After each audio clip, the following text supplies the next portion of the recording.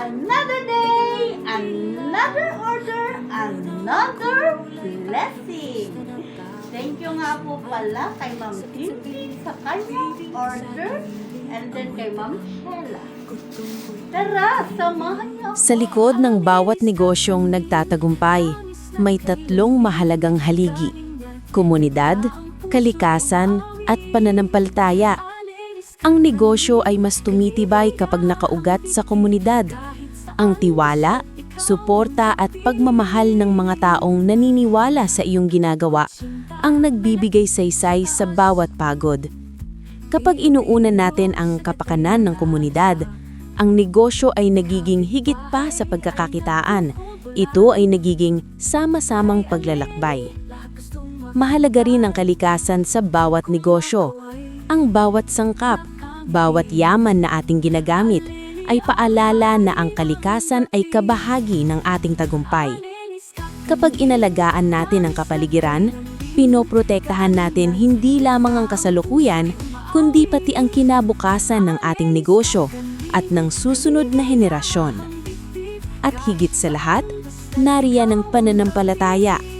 Ang pananampalataya ang nagbibigay lakas kapag mahina ang benta, kapag mabigat ang pagsubok, at kapag gusto na nating sumuko.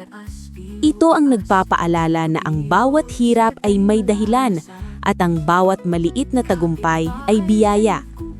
Sa lahat ng nanonood, kung may pangarap o maliit kang negosyo, huwag kang susuko. May halaga ang iyong pagsisikap. May saysay ang iyong kwento. Suportahan natin ang mga negosyong may malasakit sa kapwa, sa kalikasan, at may takot sa Diyos.